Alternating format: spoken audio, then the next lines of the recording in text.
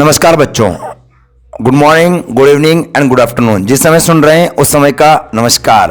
आप एक बार फिर से आ चुके हो अपने प्यारे से यूट्यूब चैनल केमिस्ट्री बाय खुशहाल सर चैनल पे।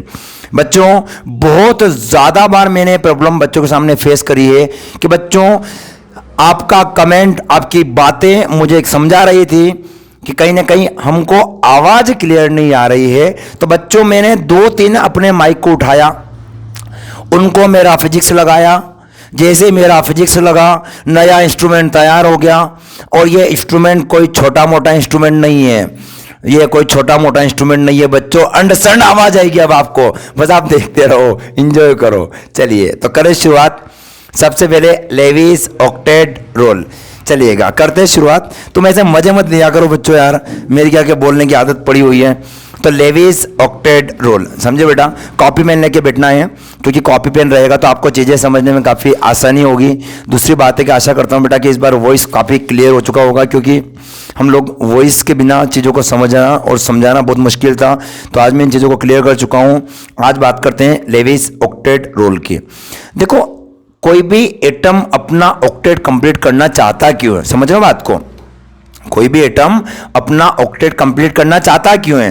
तो पहला मेरे को रीजन ये समझ में आया, रीजन ये निकल के आया कि हर एलिमेंट अपने आउटरमोस्ट शेल में 8 इलेक्ट्रॉन पूरा करता है।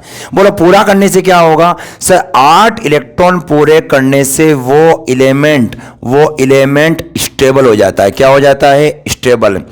स्टेबिलिटी को मेंटेन करने के लिए वो अपने आउटरमोस्ट शेल में 8 इलेक्ट्रॉन पूरा करेगा। अब आपके दिमाग में फिर क्वेश्चन मार्क बनकर तैयार हो गया, कैसा स्टेबिलिटी, कैसे, किस टाइप से स्टेबिलिटी मेंटेन करता है। तो मैंने कुछ गैसें उठाई जिनको हम कहते हैं नोबल गैसेस। कौन सी गैसेस बेटा? Noble gases. या तो नोबल गैस बोल दो, या फिर आप इसको क्या कह सकते हो, आप इसको इनर्ट गैस कह सकते हो। क्या कह सकते हो बेटा? इनर्ट गैस कह सकते हो। अब रीजन क्या निकल के आया, मेरे पास कुछ नोबल गैसों के नाम है, जैसे helium, neon, argon, krypton, xenon और क्या बेटा? रेडॉन। इन सारे गैसों का कॉन्फ़िगरेशन क्या होता है? NH2NP6। किसको छोड़ दो? हीलियम को छोड़ दो। क्यों? क्योंकि हीलियम के आउटरमोस्ट शेल में कितने इलेक्ट्रॉन्स होते हैं बेटे? 2 होते हैं।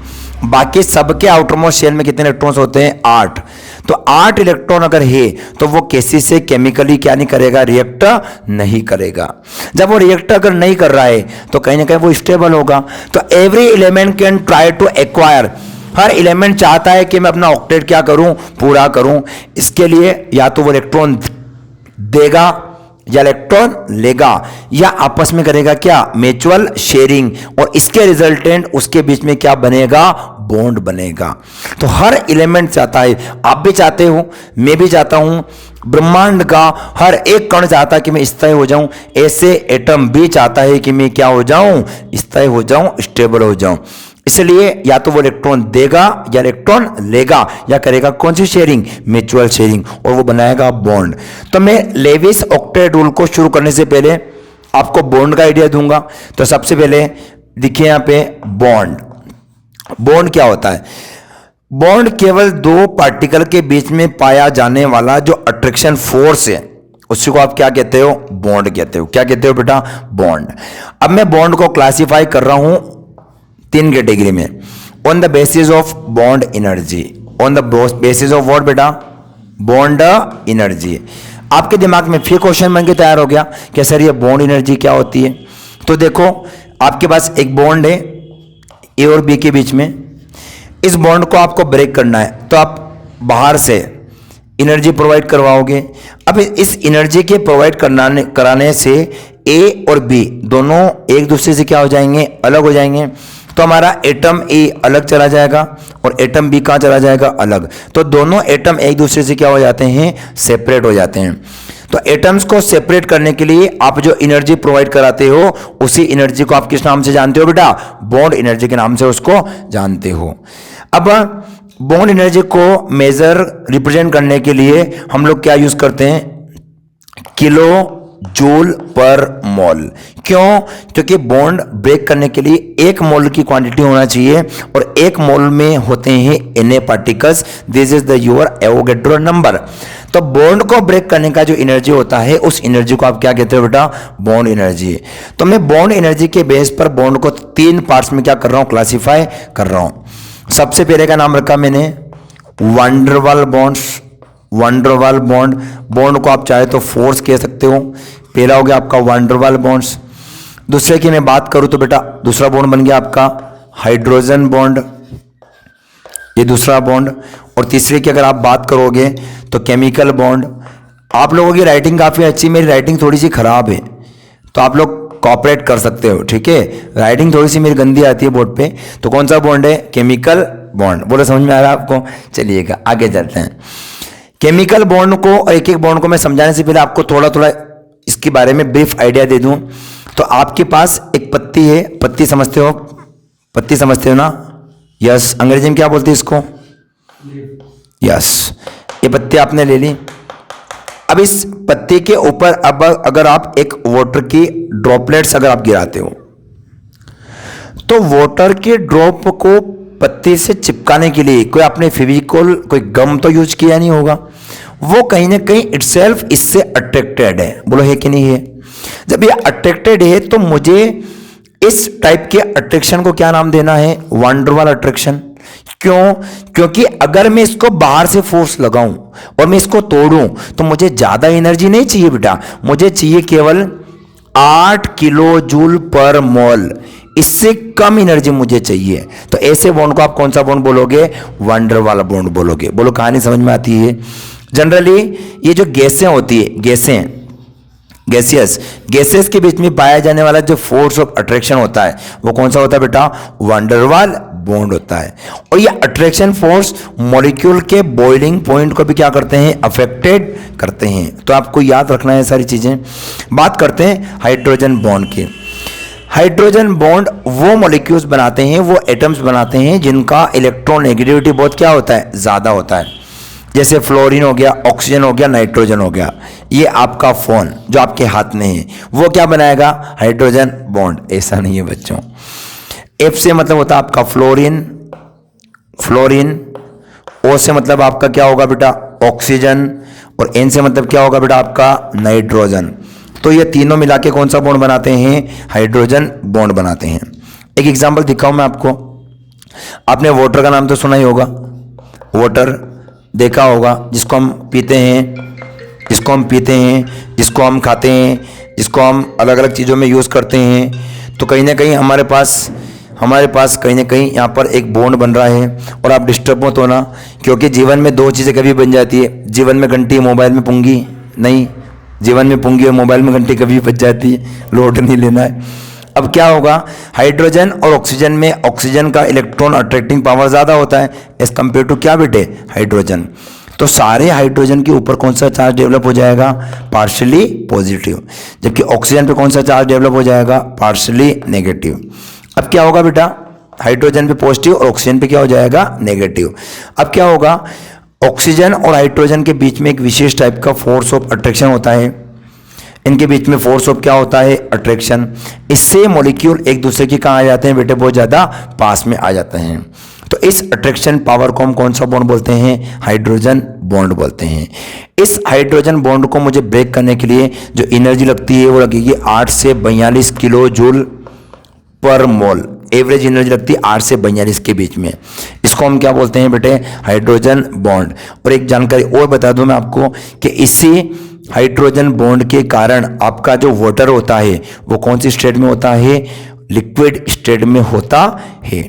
सो we are right, due to hydrogen bonding, due to hydrogen bonding water molecules is exist in कौन सा स्टेट बेटा, liquid state, exist in liquid state. Is that clear. चलिए आगे बात करते हैं बेटा कौन से बॉन्ड की, केमिकल बॉन्ड की। आपने कभी नाम सुना हो तो कहीं ना कहीं आपके पास एक छोटा सा दरवाजा है। दरवाजा कहाँ होता है, घर में होता है, जिसमें आप बैठे हो, आनंद ले रहे हो, मजा आ रहा है आपको देखते केमिस्ट्री का लेक्चर पढ़ने में। अब क्या कर रहे हो, ये जो आपका दरवाजा है सपोज काय का मान लो, लोहे का। क्यों? सोने का लगाने का विचार है क्या तुम्हारा? लोहे का ही मानना पड़ेगा ना। अब ये आपका लोहे का एक दरवाजा है। इस लोहे के दरवाजे के ऊपर आपने देखा होगा बहुत सारी बार अनवांटेड लेयर चढ़ जाती है, जिसको हम कहते हैं रस्ट। क्या कहते हैं? रस्ट। हिंदी में कहे तो जंग लग जाती है। अब इस जंग का आयरन के साथ में लगना, अट्रैक्शन फोर्स, उसी को आप कौन से नाम से जान रहे हो बेटा? केमिकल बॉन्ड के नाम से जान रहे हो। बोलो समझ में आ रहा है? इस बॉन्ड को ब्रेक करने के लिए जो एनर्जी लगती है मुझे, वो लगेगी एबो 42 किलो जूल पर मोल। तो इस बॉन्ड को हम कौन सा बॉन्ड बोलते हैं बेटा? केमिकल बॉन्ड बोलते हैं। केमिकल बॉन्ड को 3 कैटेगरी में डिवाइड किया है। सबसे पहला मेरा कौन सा बॉन्ड? Ionic bond. दूसरा मेरा कौन सा बॉन्ड बेटे? Covalent bond. और थर्ड मेरा कौन सा बॉन्ड है? Coordinate bond. कौन सा बॉन्ड बेटा? Coordinate bond. बोलो कहानी समझ में आ रही है आपको? फिर फर्दर आप कोवेलेंट बॉन्ड को क्लासिफाई करो 2 कैटेगरी में। One is the your polar and second is the your क्या बेटा? Non polar. बोलो कहानी समझ में आ रही है? अब मैं आपको यहां पे एक जानकारी बताना चाहूंगा बेटा। जिस कंपाउंड में डाइपोल मोमेंट, कौन सा मोमेंट बेटा? डाइपोल मोमेंट, म्यू जो होता है, म्यू, वो अगर कितना हो जाए? 0, तो वो कंपाउंड कौन सा होगा? नॉन पोलर होगा। कितना होगा बेटा? Non polar. और अगर डाइपोल मोमेंट, म्यूनेट डाइपोल मोमेंट अगर 0 नहीं हो, तो वो कंपाउंड नेचर में कौन सा होगा? पोलर होगा। बोलो कहानी समझ में आ रही है? कहीं ना कहीं हम लोगों को पोलर और नॉन पोलर कंपाउंड्स को पहचानते आना चाहिए। इसका मतलब आपको डाइपोल मोमेंट वाले मेरे इस लेक्चर को बहुत शिद्दत से देखना होगा। मैं इसके अंदर बातें करूंगा आपसे, कौन सा पोलर है और कौन सा नॉन पोलर है। तो आपको बेसिक समझ में आ गया कि बॉन्ड बनता क्यों है। हर एलिमेंट चाहता है कि मैं अपना ऑक्टेट क्या करूं? पूरा करूं। ऑक्टेट को पूरा करने के लिए वो या तो इलेक्ट्रॉन लेगा या इलेक्ट्रॉन देगा, या क्या करेगा बच्चों? Mutual sharing. और ऐसा करने से उनके बीच में जो फोर्स ऑफ अट्रैक्शन लगता है, उस अट्रैक्शन को हम क्या बोलते हैं बेटे? बॉन्ड बोलते हैं। अब बात करते हैं लेविस ऑक्टेट रूल की। हमारा टॉपिक आज का यही रखा हमने, लेविस ऑक्टेट रूल। कौन सा रूल है बेटा? Lewis octet rule. और ये कहता है कि मेरा ऑक्टेट क्या करो? पूरा करो। सबसे पहली बार कोई भी एलिमेंट आएगा, बॉन्ड बनाएगा और अपना ऑक्टेट क्या करेगा? पूरा करेगा। ये आइडिया पहली बार किसके दिमाग में आया? बोलो। लेविस के दिमाग में आया। किसके दिमाग में आया बच्चों? लेविस के दिमाग में। कोई दिक्कत नहीं, अच्छा चल रहा है। लेविस के दिमाग में आया। अब लेविस कहते हैं कि बॉन्ड बनाते हैं। अब एक एग्जाम्पल पकड़ते हैं, एग्जाम्पल से शुरुआत करेंगे। सबसे पहले एग्जाम्पल लिया मैंने HCl। HCl में क्या ऑक्टेट कंप्लीट होता है? तो HCl में हमारा ये जो क्लोरीन है, वो कौन सा एटम हमारा? Central atom. कौन सा एटम है? Central atom. बोलो पहला मुद्दा क्लियर होगा। अब मैं बात करूं अगर इलेक्ट्रॉन को लिखकर, अब मेरा वैलेंस इलेक्ट्रॉन वाला टॉपिक पहले देख चुके हो बेटा। तो हाइड्रोजन फर्स्ट ग्रुप का है, तो हाइड्रोजन के पास कितना इलेक्ट्रॉन होगा? 1। सर थोड़ा सा दरवाजा ओपन कर दो यार। हाइड्रोजन के पास कितने इलेक्ट्रॉन होंगे? 1 इलेक्ट्रॉन होगा। ऐसे में बात करूं क्लोरीन का, तो क्लोरीन के पास कितने इलेक्ट्रॉन होते हैं बेटा? 7 इलेक्ट्रॉन्स होते हैं। 7 इलेक्ट्रॉन होने के कारण क्या होगा? कहीं ना कहीं एक तो अनपेयर्ड है और बाकी सारे क्या होते हैं? पेयर्ड होते हैं। तो मेरे पास 1, 2 और 1, ये कितना हो गया बेटा? 3 दूनी 6 और ये कितना इलेक्ट्रॉन हो गया? 7। अब देखो आप, ये इलेक्ट्रॉन की आपस में उससे क्या कर रहा है? शेयरिंग कर रहा है। ऐसा करने से हाइड्रोजन ने अपना ड्यूप्लेट क्या कर लिया है? कंप्लीट। 2 इलेक्ट्रॉन उसके आउटरमोस्ट शेल में हो चुके हैं। अगर मैं क्लोरीन की बात करूं, 2, 4, 6 और 2 कितने हो गए? 8। क्योंकि जो बॉन्ड में यूज होते हैं वो इलेक्ट्रॉन इसके खाते में भी कैलकुलेट होते हैं और इसके खाते में भी क्या होते हैं? कैलकुलेट होते हैं।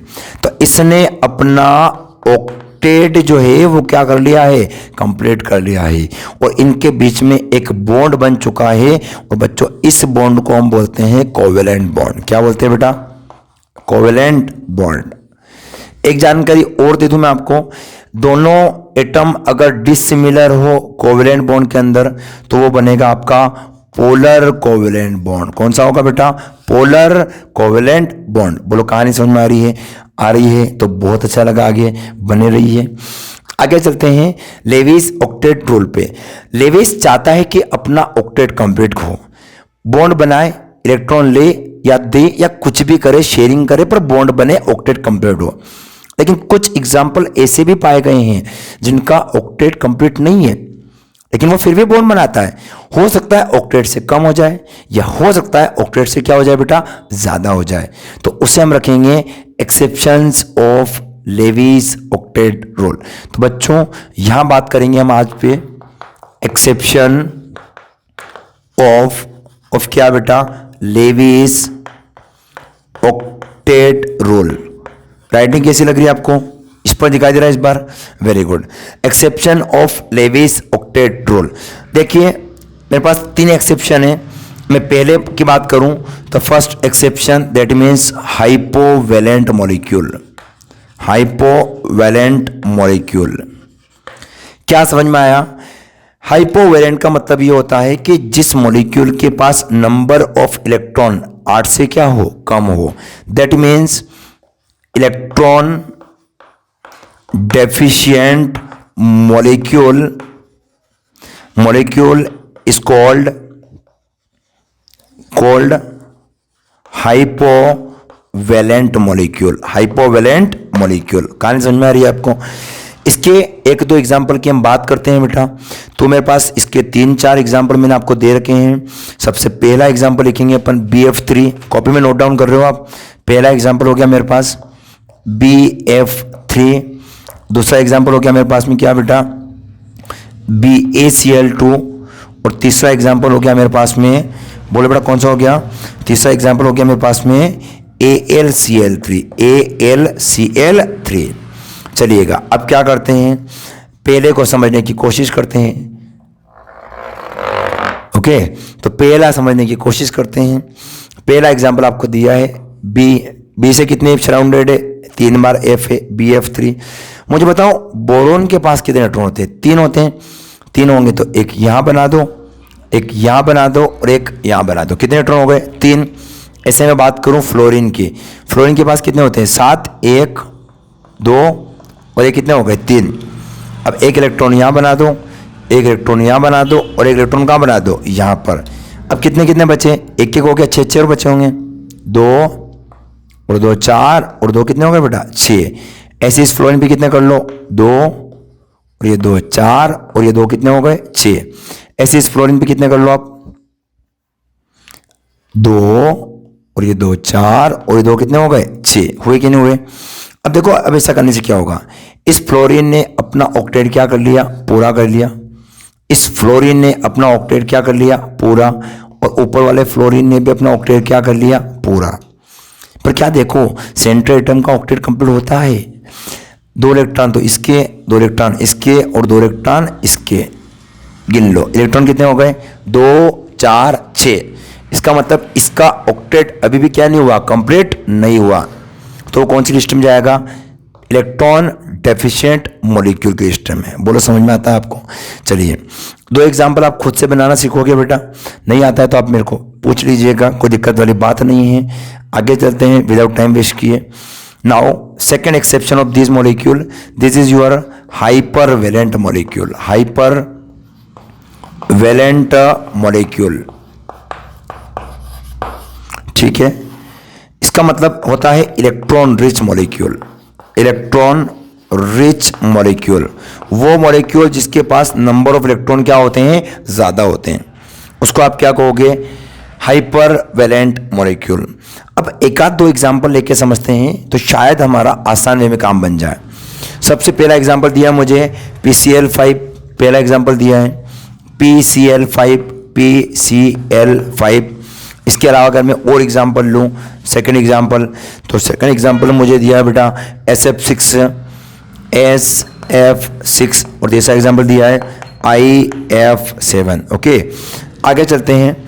PCl5 में फॉस्फोरस कौन से ग्रुप का है? 15 ग्रुप का है। और 15 ग्रुप में जो नंबर ऑफ इलेक्ट्रॉन्स होते हैं वो कितने होते हैं बेटा? 5 होते हैं। तो ये फॉस्फोरस बना दो, 1 इलेक्ट्रॉन, 2 इलेक्ट्रॉन और ये 3 इलेक्ट्रॉन, तीनों बना दिया आपने। इसके बाद मैंने कितने इलेक्ट्रॉन की बोला आपको? 5 इलेक्ट्रॉन की। ये चौथा इलेक्ट्रॉन और ये इसका 5वां इलेक्ट्रॉन। बोलो कहानी समझ में आ रही है? अब क्लोरीन रख दो, तो ये क्लोरीन रखा आपने, ये क्लोरीन, इसके पास कितने इलेक्ट्रॉन होते हैं? 7, 2 और 2 4 और 2 कितने हो गए बेटा 6। ऐसे इस क्लोरीन पे भी ऐसा कर लो, यहाँ पे 1 2 2 4 2 6 और ये कितने हो गया बेटा 7। ऐसे नीचे वाले क्लोरीन पे भी कर लो, तो इधर कर लेते हैं अपन 1 3 5 और 2 कितने हो गए बेटे 7। इस क्लोरीन पे आ जाओ 1 2 3 और ये 4। पूरा समझ में आ रहा है बेटा। एक बार वो बचा इधर इस क्लोरीन पे 1 2 3 और 4। बोला समझ में आ रहा है। अब अपन इसको ऑक्टेट कंप्लीट करते हैं। इसका ऑक्टेट क्या हो चुका है कंप्लीट, इसका भी ऑक्टेट क्या हो चुका है कंप्लीट, इसका भी ऑक्टेट क्या हो चुका है कंप्लीट। ऐसे इस वाले एटम का भी ऑक्टेट क्या हो चुका है कंप्लीट, और ऊपर वाले एटम का भी क्या हो चुका है बेटा ऑक्टेट कंप्लीट हो चुका है। लेकिन फॉस्फोरस के पास कितने हो गए 2 4 6 8 10। मतलब फॉस्फोरस के खाते में आवश्यकता से भी ज़्यादा इलेक्ट्रॉन हो गए। ऑक्टेट में चाहिए थे 8 और हो गए कितने बेटा 10। हुए कि नहीं हुए। गिनो आप 2 4 6 8 10 किस लिस्ट में गया हाइपरवेलेंट। ऑक्टेट कंप्लीट होने से भी ज़्यादा हो गया। तो ये लेविस ऑक्टेट रूल को क्या नहीं करता है फॉलो नहीं करता है। ऐसे सल्फर में गिनोगे, सल्फर में 6 होते हैं, 6 दूनी कितने हो जाएंगे बेटा 12 हो जाएंगे। ऐसे आयोडीन में 7, 7 दूनी कितने हो जाएंगे 14। तो ये दोनों के दोनों एग्जाम्पल कौन सी बिरादरी के होते हैं हाइपर वेलेंट मॉलिक्यूल बिरादरी के होते हैं। बोलो कहानी समझ में आ रही है। कहानी समझ में आ रही है तो बेटा वीडियो को लाइक करना बनता है, क्योंकि बिना लाइक के मज़ा नहीं आता है। लाइक करा करो, मेरे अंदर एनर्जी आती है, जरूरी है। आगे चलते हैं, क्योंकि अगर मेरे साथ आप सीधे बैठते तो मुझे समझ में आता कि आपका फीडबैक क्या है। पर आपका फीडबैक मुझे आपके लाइक और आपके शेयर करने से पता चलता है कि मेरे अंदर ग्रोथ हो रही है या नहीं हो रही है, क्या मैं आपके लिए अच्छा काम कर पा रहा हूँ या नहीं कर पा रहा हूँ। तीसरे एक्सेप्शन की बात करते हैं और वो जाएगा odd electron molecule. Odd electron molecule वो मॉलिक्यूल जिनमें नंबर ऑफ इलेक्ट्रॉन ज्यादा होते हैं। कितने ओड समझते हो। ओड ओड मतलब होता है कहीं ना कहीं ऐसी संख्या जिसमें 2 का डिवाइड ना हो, जैसे 3, जैसे 5, जैसे 7, जैसे 9, 11, 13 ऐसे। एक आध एग्जांपल देखते हैं। पहला एग्जांपल दिया मेरे को NO। अब देखो अगर 5 इलेक्ट्रॉन N की हो और 5 इलेक्ट्रॉन O के हो तो 5 और 5 कितने होते हैं 10। ऑक्टेट रूल चले भी सही, यहां तो ओड नंबर आ रहा, किस हिसाब से बॉन्डिंग कर रहा भाई। यहां देखो एक नाइट्रोजन का कितने इलेक्ट्रॉन 5, एक और ऑक्सीजन का कितने इलेक्ट्रॉन, एक और ऑक्सीजन का इलेक्ट्रॉन कितना हो गया, एक और ऑक्सीजन का इलेक्ट्रॉन हो गया आपके पास कितना बेटा ऑक्सीजन। ऑक्सीजन के इलेक्ट्रॉन हो जाएंगे आपके पास कितने 6 और 5 कितने इलेक्ट्रॉन हो गए 11। तो 11 इलेक्ट्रॉन होने के बाद हमारा क्या बोलते हैं उसको, ये जो जिस कैटेगरी में जाता है, कौन सी कैटेगरी में जाता है ओड इलेक्ट्रॉन मॉलिक्यूल की कैटेगरी में जाता है। तो बोलो कहानी समझ में आ रही है। क्योंकि 5 दूनी 10 होता है, डबल भी करे तो कितना होता है 10 होता है। अगर मैं बात करूं एक और एग्जांपल की, तो मैंने अगला एग्जांपल लिया NO2। क्या लिया बेटा मैंने NO2। N में गिनो, N में कितने इलेक्ट्रॉन होते हैं, N में इलेक्ट्रॉन होते हैं 5। ऑक्सीजन में कितने होते हैं 6, 6 दूनी 12, 12 और 5 कितने इलेक्ट्रॉन होते हैं 17। क्या ये उस लिस्ट में जा रहा है, ये नहीं जा रहा है, इसका मतलब ये भी ओड इलेक्ट्रॉन मॉलिक्यूल में जा रहा है। ऐसे एक और ले लो ClO2।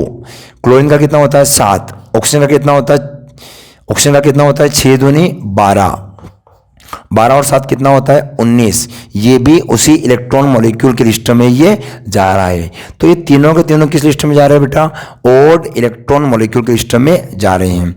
तो ये आपको समझ में आ रहा होगा कि किस टाइप से लेविस ऑक्टेट रूल क्या हो रहा है फॉलो हो रहा है। लगे हाथ में आपको एक चीज और बता देना चाहूंगा, यहाँ पे एक नया कॉन्सेप्ट और हमको समझ में आया है और वो कॉन्सेप्ट रखा हमने लेविस एसिड। क्या रखा बेटा लेविस एसिड। तो कहीं ना कहीं चौक नहीं लेनी पड़ेगी हमको। लेविस एसिड, लेविस एसिड किस कैटेगरी में जाएगा इसको समझते हैं। अभी आपने देखा कि एग्जाम्पल कौन सा वाला हाइपोवेलेंट का पहला एग्जाम्पल लिया हमने BF3। क्या लिया बेटा BF3।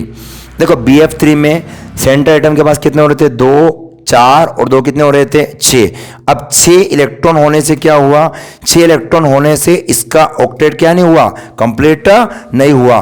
अब ये एलिमेंट चाहता है कि मैं अपना ऑक्टेट क्या करूं, पूरा करूं, पर क्या इसका ऑक्टेट पूरा हो रहा है, तो इसका ऑक्टेट पूरा नहीं हो रहा है। तो जब ऑक्टेट पूरा नहीं हो रहा है तो ऐसा किसने ऑक्टेट पूरा किसने किया, हमारे पास एक अमोनिया आया NH3, जिसे आप अमोनिया कहते हो।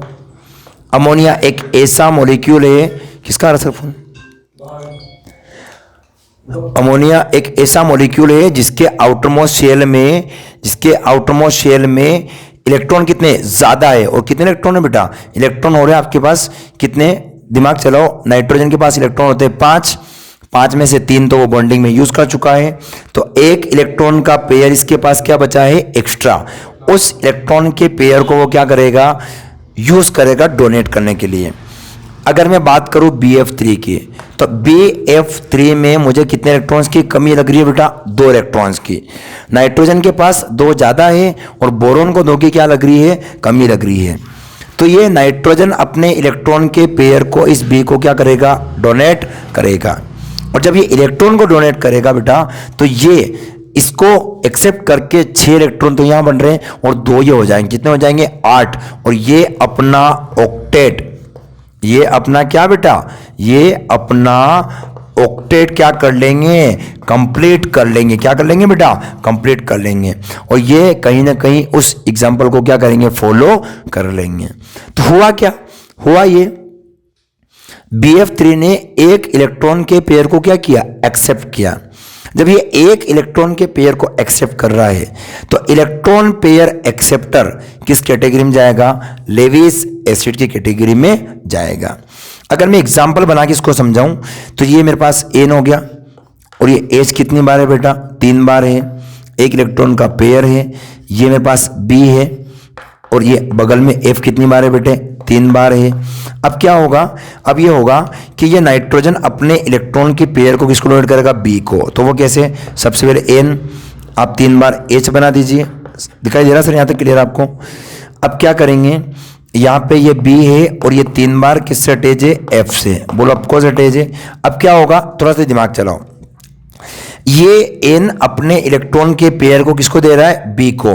तो यहां पर इलेक्ट्रॉन के पेयर को डोनेट करके उसके साथ कौन सा बॉन्ड बनाएगा, उसके साथ बॉन्ड बनाएगा बेटा कौन सा वाला, कोऑर्डिनेट बॉन्ड बनाएगा। कौन सा बॉन्ड बनाएगा, कोऑर्डिनेट बॉन्ड बनाएगा।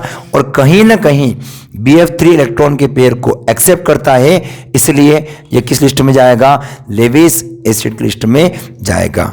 तो आई होप मैंने आपको जो बताया है, Lewis acid, exceptions of Lewis octet rule, bond, some information of क्या बेटा, लेविस ऑक्टेट रूल, ये आपको समझ में आया है। अब समझ में आया है तो कहीं ना कहीं हमारा कर्तव्य, हमारा दायित्व बनता है कि हम इस लेक्चर को हमारे दोस्तों तक भी पहुंचाएं। क्योंकि मैं अकेला 1000 वीडियो भी अगर प्रोवाइड कर दूं तब भी मैं इस चैनल को ऊपर नहीं ले जा सकता, और मैं अकेला देखूंगा और कौन देखेगा। तो लोगों को दिखाने के लिए, आप सबके डाउट क्लियर हो जाए, आप सबके प्रॉब्लम को मैं आसान वे में सॉल्व करूं। क्योंकि मैं खर्चा करता हूं, मैं चीजें यूज करता हूं, मैं पैसा इन्वेस्ट कर रहा हूं, फिर भी अगर मजा नहीं आता तो बेटा एनर्जी नहीं मिलती है। तो माय डियर स्टूडेंट, आप थोड़ी सी मेहनत करना शुरू कर दो। जब आपकी मेहनत होगी, जब मेरे को ऊपर से ऊपर ज्यादा अपना चैनल ऊपर आता हुआ दिखेगा, तो मेरे अंदर एक एनर्जी सी जनरेट होगी। तो बहुत बहुत धन्यवाद, आपने बहुमूल्य टाइम दिया, अपने chemistry by Kushal sir YouTube channel से चीज़ों को समझने का प्रयास किया। बहुत बहुत धन्यवाद आपका। स्वस्थ रहिए, जागरूक रहिए और मुस्कुराते रहिए। धन्यवाद। जय हिंद दोस्तों।